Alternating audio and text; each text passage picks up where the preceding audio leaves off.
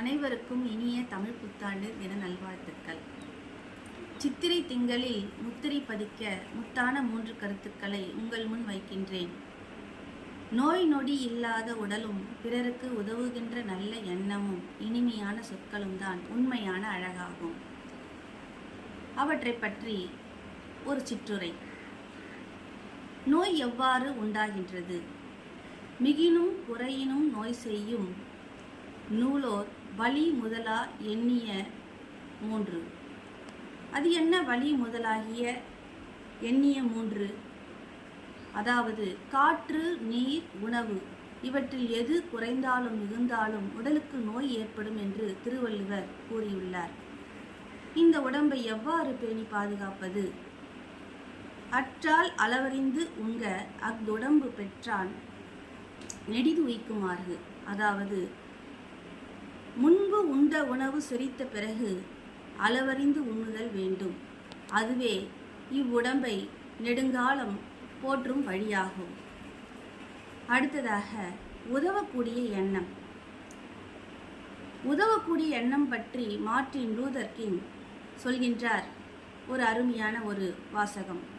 நீ வாழ்க்கையில் பிறருக்கு என்ன செய்து கொண்டிருக்கின்றாய் என்பதே ஒரு முக்கியமான கேள்வியாகும் என்று கூறுகிறார். நாம் உதவக்கூடிய செயல்கள் எல்லாம் எவ்வாறு என்பது பற்றி ஒரு உதாரணத்தை உங்கள் முன் வைக்கின்றேன். பூமராங் என்ற ஒரு கருவி ஆஸ்திரேலிய பழங்குடியினருடைய ஒரு கருவியாகும். அக்கருவியானது இலக்கை தொட்டுவிட்டு மீண்டும் எரிந்தவருடைய வந்து சேரும். அதாவது இந்த பூமராங் என்ற கருவி எவ்வாறு இலக்கை தொட்டுவிட்டு மீண்டும் எரிந்தவரை சென்று அடைகின்றதோ அதுபோலவே நாம் செய்யும் உதவியானது நமக்கே திரும்ப கிடைக்கும் என்பதுதான் அதனுடைய விளக்கமாகும்.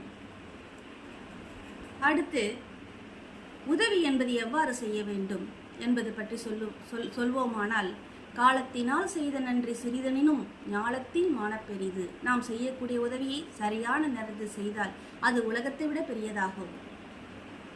அடுத்ததாக இனிமையான சொற்கள். இனிமையான சொற்களை பற்றி அருமையான ஒரு திருக்குறள் நினைவிற்கு வருகின்றது. இன்னா செய்தாரை ஒருத்தல் அவர் நாண நன்னயம் செய்துவிடல். இனிய உளவாக இன்னாத கூறல் கனியிருப்ப காய் கவர்ந்தற்று. இனிமையான சொற்களை பேசும் பொழுது எப்படி மரத்தில் கனியை நாம் விரும்பி பறிப்போமோ அதுபோல நம்முடைய சொற்கள் இனிமையானதாக இருக்க வேண்டும். அடுத்ததாக திருமூலருடைய ஒரு திருமந்திரம். யாவர்க்குமாம் இறைவர்க்கு ஒரு பச்சிலை, யாவர்க்குமாம் உண்ணும்போது பசுவிற்கு ஒரு வாயுரை, யாவர்க்குமாம் உண்ணும்போது ஒரு கைப்பிடி, யாவர்க்குமாம் பிறருக்கு ஒரு இன்னுரை தானே. எவ்வளவு அருமையான ஒரு விளக்கம். நாம் வாழ்க்கையில் இதை கடைபிடிப்போம் என்று கூறி இந்த இனிய திருநாளில் மீண்டும் ஒரு முறை தமிழ் புத்தாண்டு தின வாழ்த்துக்களை கூறிக்கொண்டு விடைபெறுகின்றேன். உங்களது அன்பு ஆசிரியை ஆனந்தி. நன்றி, வணக்கம்.